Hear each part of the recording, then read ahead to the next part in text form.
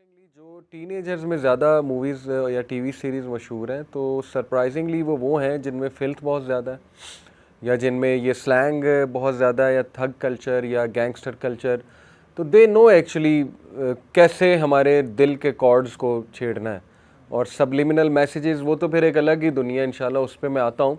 But generally overview मैं एक देना चाह रहा हूँ और आपसे लेना चाह रहा हूँ कि ओवरऑल अगर देखा जाए तो करंटली अच्छी चीज़ें तो नहीं दिखाई जा रही, ठीक है। तो हाँ, इस पे what when we talk about instilling an agenda through movies and TV series, तो वो क्या क्या एजेंडा आपके जहन में, आपकी ऑब्जर्वेशन क्या है? सर मेरी ऑब्जर्वेशन ये है कि जो मूवी मेकर्स होते हैं, हम समझते हैं कि एक स्क्रिप्ट बनाई, मूवी एक्टर्स को हायर किया और मूवी बना दी उन्होंने, मतलब एक सेट और बजट उन्होंने एक सेट किया। मगर ऐसा बिल्कुल नहीं है।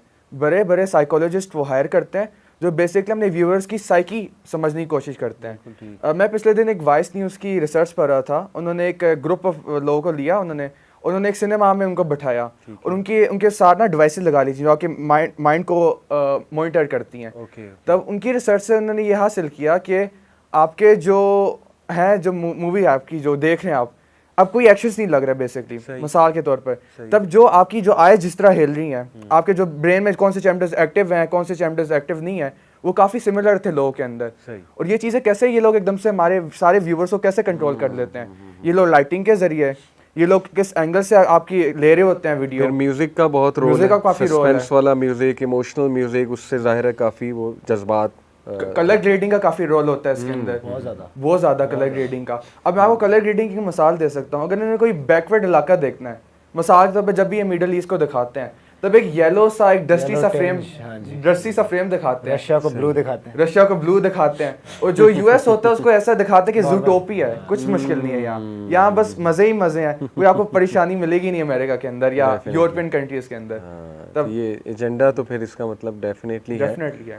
तो इस वक्त व्हाट डू यू थिंक कि टीनेजर्स कितना टाइम स्पेंड करते हैं to watch movies and TV, और they talk a lot about it. मेरे दौर में भी जाहिर है काफ़ी, हम ओए लेवल में जब पढ़ते थे यूनिवर्सिटी में भी हमारी गॉसिप यही होती थी, आ जाके सीधी सी बात है, या ऑपोजिट जेंडर या गैजेट्स या मूवीज़ एंड टीवी सीरीज़ या कार्स वगैरह। जाहिर है ये पॉपुलर टॉपिक्स होते हैं टीन एज में। सो आज भी काफ़ी डिस्कशन होती है यही है गैदरिंग्स में मोस्टली। और 90% जिनकी बात भी होती है मेन स्ट्रीम की, वो तो टोटल फिल्थ ही होता है।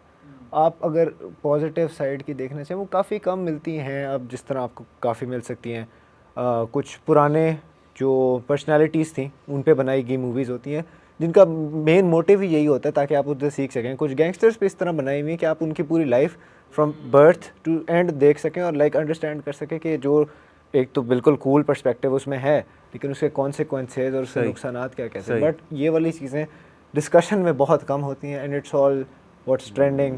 और नेटफ्लिक्स ओरिजिनल्स जिन पे सारा एजेंडा है, LGBTQ, होमोसेक्सुअलिटी, और जिस तरह ने बात की, बिल्कुल साइकोलॉजिस्ट को हायर करके साइकिस्ट, यानी it comes with a complete package. Exactly. और पीपल डोंट इवन रियलाइज कि सबकॉन्शियसली वो कितना कुछ उससे लर्न कर रहे हैं। अगर वायलेंस की बात करें, मैं एक रिसर्च पढ़ रहा था कि अराउंड 10,000 वायलेंट सीन्स एक एवरेज US सिटीजन देख लेता है बाय द एज ऑफ 14।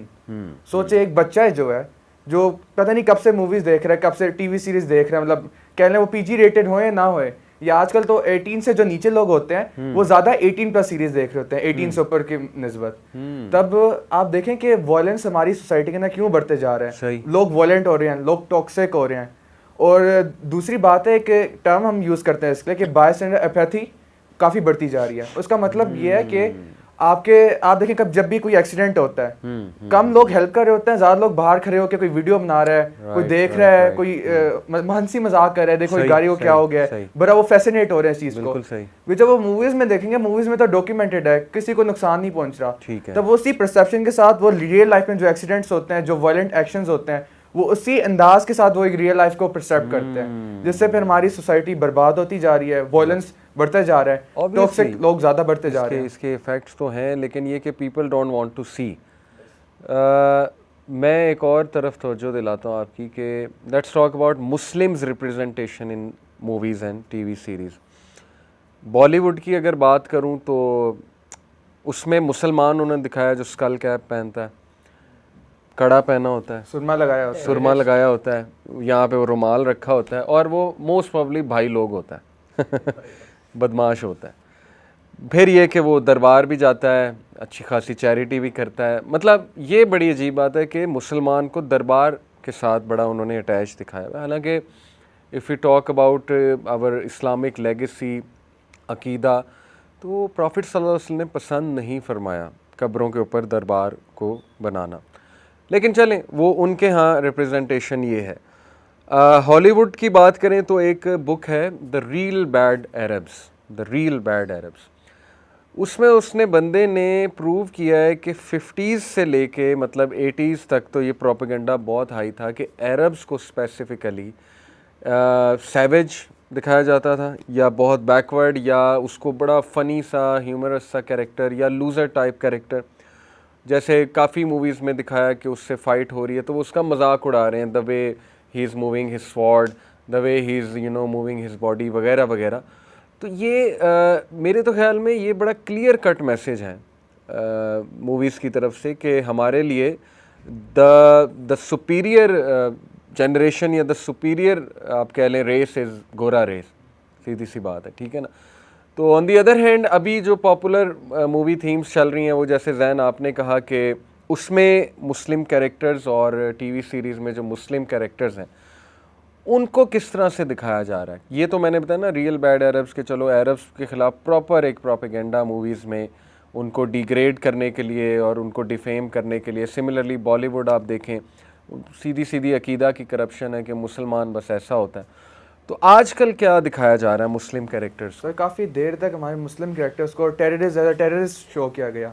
सही, हर कह लें 5 आउट ऑफ 10 जो मुस्लिम कैरेक्टर था हमारा जो मूवीज में शो करते थे उसका ज़रा टेररिस्ट शो करते थे। और जो हमारी वुमन है, हमारी वुमन मेजोरिटी जो शो करते थे ये लोग मूवीज के अंदर, उनको ऑप्रेस्ड और बुर्का पहना हुआ है, हस्बैंड डांटता है उसको, कहीं बाहर नहीं जाने देते, कोई फ्रीडम ही नहीं है उनके अंदर। सही। और अब अगर आपकी बात करें जो आजकल मैं मूवीज में मैंने नोटिस किया है, इमिग्रेंट शो किया जाता है।